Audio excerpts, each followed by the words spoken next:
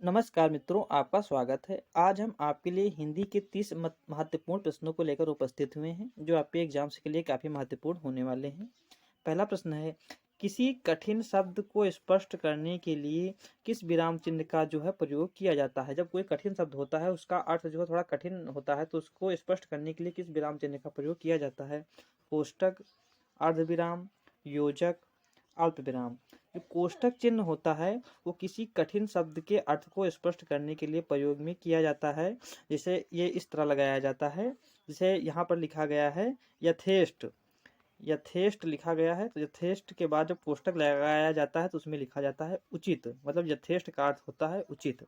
इसलिए विकल्प नंबर हमारा पहला राइट रहेगा। किसी कठिन शब्द को स्पष्ट करने के लिए कोष्टक विराम चिन्ह का प्रयोग किया जाता है।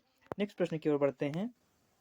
अर्थ के आधार पर वाक्य का कौन सा भेद इसमें से नहीं है? जो अर्थ के आधार पर वाक्य के भेद होते हैं, उनमें से कौन सा भेद नीचे नहीं है? विस्मय बोधक, विधान बोधक, मिश्र या प्रश्नवाचक। अर्थ के आधार पर वाक्य के जो भेद होते हैं वो 3 होते हैं: विस्मय बोधक, विधान बोधक और प्रश्नवाचक। इसके अतिरिक्त और भी भेद होते हैं, लेकिन इन विकल्पों में ये 3 भेद जो हैं वो अर्थ के आधार पर होते हैं। लेकिन जो मिश्र होता है, ये अर्थ के आधार पर वाक्य का भेद नहीं होता है। विकल्प नंबर हमारा तीसरा राइट रहेगा। नेक्स्ट प्रश्न की ओर बढ़ते हैं। हथकड़ी में कौन सा समास है? जो हथकड़ी शब्द दिया गया है, इसमें कौन सा समास है?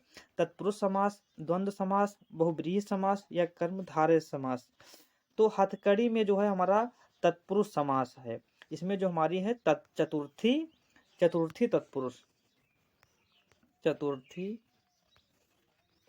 तत्पुरुष। हाथ के लिए कड़ी अर्थात हथकड़ी, चतुर्थी तत्पुरुष। विकल्प नंबर पहला हमारा राइट रहेगा। नेक्स्ट प्रश्न की ओर बढ़ते हैं। हिंदी साहित्य सम्मेलन किस वर्ष आयोजित किया गया? जो हिंदी साहित्य सम्मेलन था वो किस वर्ष आयोजित किया गया? जिसमें जो हमारा राइट आंसर होगा वो कौन सा होगा? 1910, 1920, 1950 या 1935। तो हिंदी साहित्य सम्मेलन जो है वो 1910 में आयोजित किया गया। विकल्प नंबर हमारा पहला एकदम राइट रहेगा। नेक्स्ट प्रश्न की ओर बढ़ते हैं। हमारा अगला प्रश्न है, प्रथम हिंदी विश्व सम्मेलन कब आयोजित किया गया? प्रथम हिंदी विश्व जो हिंदी सम्मेलन है वो कब आयोजित किया गया? पहला ऑप्शन है 1975, दूसरा है 1978, तीसरा है 1980 और चौथा है 1990। तो प्रथम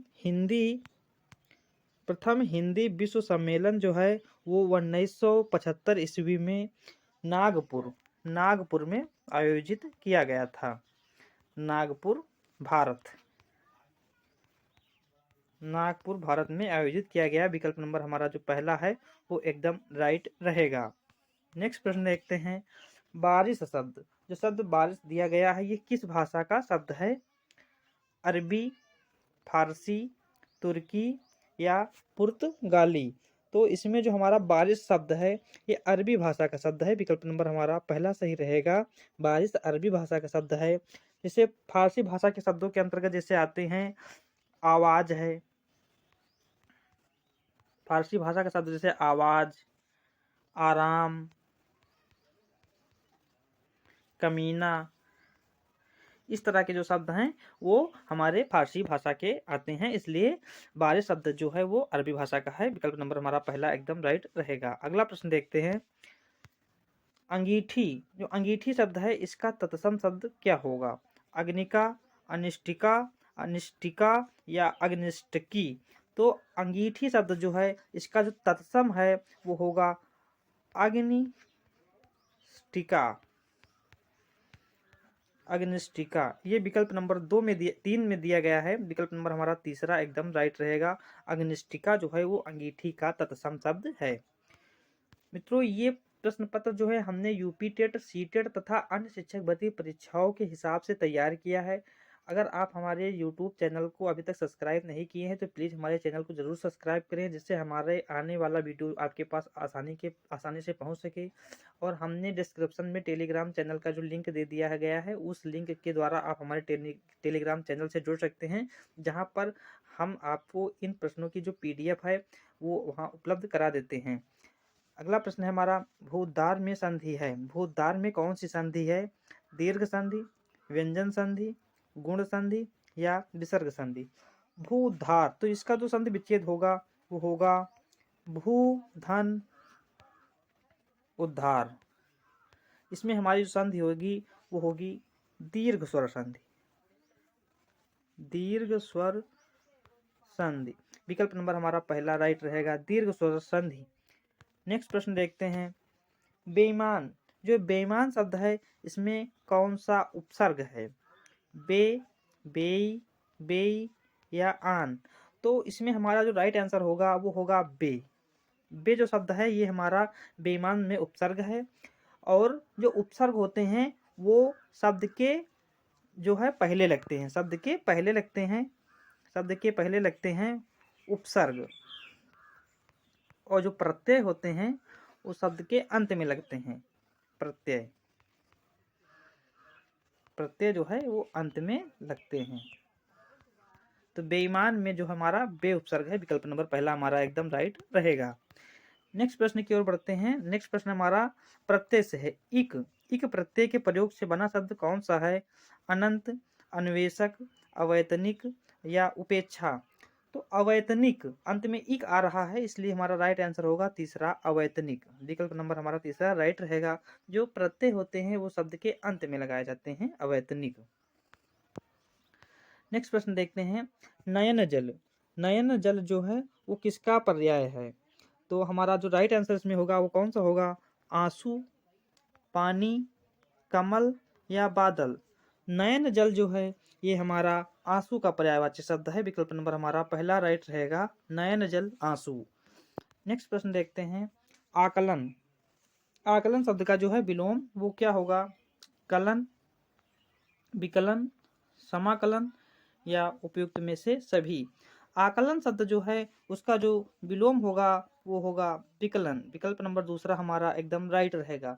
हमारे यूपी टेट सीटेट के पेपर में हर टॉपिक से एक दो प्रश्न जरूर पूछे जाते हैं, चाहे उपसर्ग हो, प्रत्यय हो, विलोम शब्द हो, पर्यायवाची हो, मुहावरा हो, छंद हो, व्याकरण हो, वर्णों के उच्चारण स्थान हो, हर टॉपिक से एक दो प्रश्न जरूर पूछे जाते हैं, और शिक्षण विधियों से संबंधित भी प्रश्न पूछे जाते हैं। इसलिए हमने हर प्रकार के टॉपिक से प्रश्न जो है इस मॉडल पेपर में रखे हैं। नेक्स्ट प्रश्न है हमारा, जिसका जवाब न दिया गया हो, जिसका जवाब न दिया गया हो के लिए एक शब्द है। जवाब दे, जवाब देना, अनिस्तीर्ण या जवाब मंद?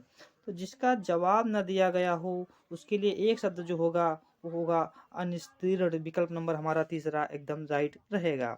नेक्स्ट प्रश्न देखते हैं, निम्न में कौन सा युग्म विशेषण नहीं है? छोटा, बड़ा, हरा, पीला, दो, तीन, राम, लक्ष्मण? जो राम लक्ष्मण है ये हमारा जो युग्म है वो विशेषण नहीं है। विकल्प नंबर हमारा चौथा एकदम राइट रहेगा। छोटा, बड़ा, हरा, पीला, दो और तीन जो है ये विशेषण के उदाहरण है, लेकिन राम लक्ष्मण जो है वो किसी भी प्रकार की विशेषण का उदाहरण नहीं है। विकल्प नंबर तीसरा, चौथा हमारा एकदम राइट रहेगा। नेक्स्ट प्रश्न है, राधा से पत्र लिखा जाता है में कौन सा वाक्य है? इसमें कौन सा वाच्य है? कर्मवाच्य, भाववाच्य, कृतवाच्य या उपयुक्त में से कोई नहीं? राधा से जो पत्र लिखा जाता है अर्थात क्या लिखा जाता है? तो इसमें कर्म है, कर्म जो है पत्र लिखा जाता है, इसलिए जो है हमारा राइट आंसर रहेगा। इसमें जो हमारा वाच्य होगा वो होगा कर्मवाच्य। विकल्प नंबर पहला राइट रहेगा। अगर होता राधा से लिखा जाता है तो वो कृतवाच्य होता, लेकिन यहाँ पर राधा से पत्र लिखा जाता है, श्याम से आम खाया जाता है, इस तरह के जो मतलब वाक्य होते हैं उनमें हमारा कर्म वाच्य होता है। विकल्प नंबर हमारा पहला इसमें राइट रहेगा। नेक्स्ट प्रश्न देखते हैं, ताश, जो ताश शब्द है वो किस प्रकार की संज्ञा का उदाहरण है? समूहवाचक, द्रव्यवाचक, जातिवाचक या भाववाचक?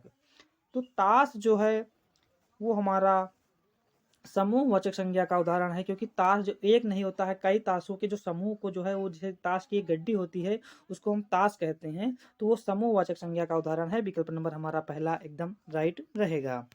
नेक्स्ट प्रश्न देखते हैं, नेहरू जी का नाम, नेहरू जी का नाम सबने सुना है कैसा वाक्य है? अनिश्चयवाचक वाक्य है, प्रश्नवाचक वाक्य है या निश्चयवाचक वाक्य है या भाववाचक वाक्य है। तो नेहरू जी का नाम जो है वो सबने सुना है, ये हमारा जो है निश्चयवाचक वाक्य का उदाहरण है। विकल्प नंबर हमारा तीसरा राइट रहेगा। नेक्स्ट प्रश्न की ओर देखते हैं। नेक्स्ट प्रश्न हमारा कौन सा है? एक आंख से देखना। एक आंख से देखना मुहावरे का जो सही अर्थ है वो क्या होगा? सबको बराबर समझना, एक आंख का होना, नज़र कमज़ोर होना, अलग अलग नज़र से देखना। तो एक आंख से देखना मुहावरे का जो अर्थ होगा वो होगा सबको बराबर समझना। विकल्प नंबर हमारा पहला जो है वो एकदम राइट रहेगा। नेक्स्ट प्रश्न की ओर देख बढ़ते हैं। रौद्र रस। जो रौद्र रस है उसका स्थायी भाव पूछा गया है। रौद्र रस का स्थायी भाव क्या है? क्रोध, उत्साह, रति या निर्वेद। रौद्र रस का जो स्थायी भाव है वो हमारा विकल्प नंबर पहला है क्रोध। क्रोध जो है वो रौद्र रस का स्थायी भाव है। नेक्स्ट प्रश्न है। सिर फट गया उसका वहीं, मानो अरुण रंग का घड़ा हो में कौन सा अलंकार है? ऊपर जो पंक्तियां दी गई हैं इसमें आपको बताना है कौन सा अलंकार है। रूपक अलंकार, उपमा अलंकार, यमक अलंकार या उत्प्रेक्षा अलंकार। जहां पर जन जानो मन मानो शब्द आ जाएं वहां पर हमारा उत्प्रेक्षा अलंकार होगा। विकल्प नंबर हमारा चौथा राइट रहेगा। इसमें कहा गया है सिर फट गया उसका वहीं, मानो मानो आ गया है, इसलिए इसमें जो है हमारा उत्प्रेक्षा अलंकार होगा। नेक्स्ट प्रश्न की ओर बढ़ते हैं। नेक्स्ट प्रश्न है हमारा खड़ी बोली का दूसरा नाम है। जो खड़ी बोली है उसका दूसरा नाम क्या है? कौरवी, मगही, बघेली या मैथिली। जो खड़ी बोली होती है उसको कौरवी के नाम से भी जाना जाता है। विकल्प नंबर हमारा पहला राइट रहेगा। नेक्स्ट प्रश्न की ओर बढ़ते हैं। जो सा वर्ण है उसका उच्चारण स्थान क्या है? जो सा वर्ण है उसका उच्चारण स्थान क्या है?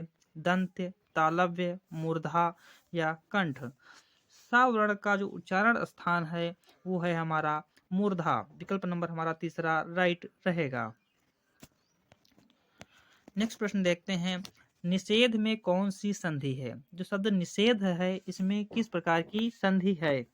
यण संधि, व्यंजन संधि, विसर्ग संधि या दीर्घ संधि। तो निषेध का जो संधि विच्छेद करेंगे तो होगा नि धन सेध।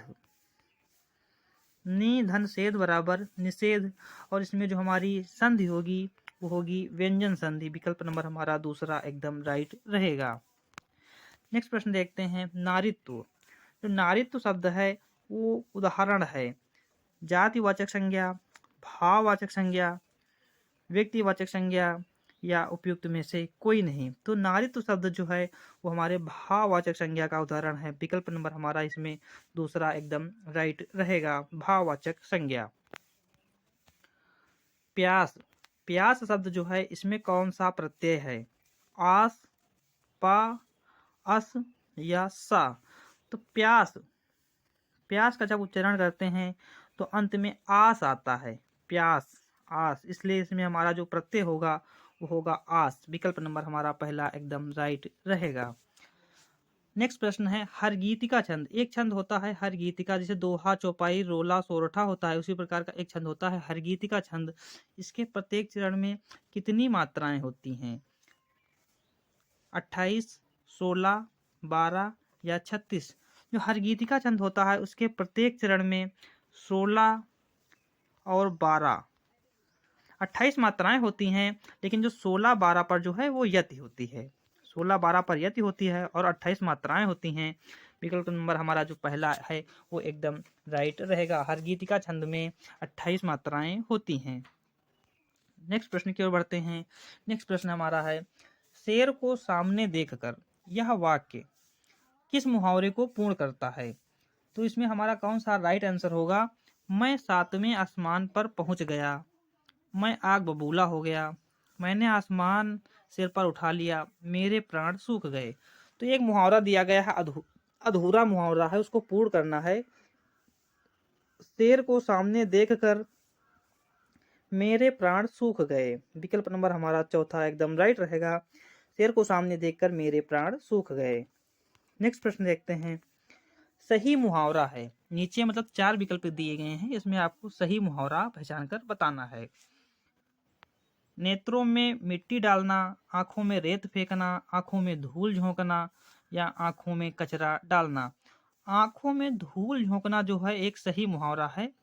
विकल्प नंबर हमारा तीसरा राइट रहेगा, आँखों में धूल झोंकना। नेक्स्ट प्रश्न देखते हैं, हाथ ना आना, इस मुहावरे का जो निकटतम अर्थ है वो क्या है?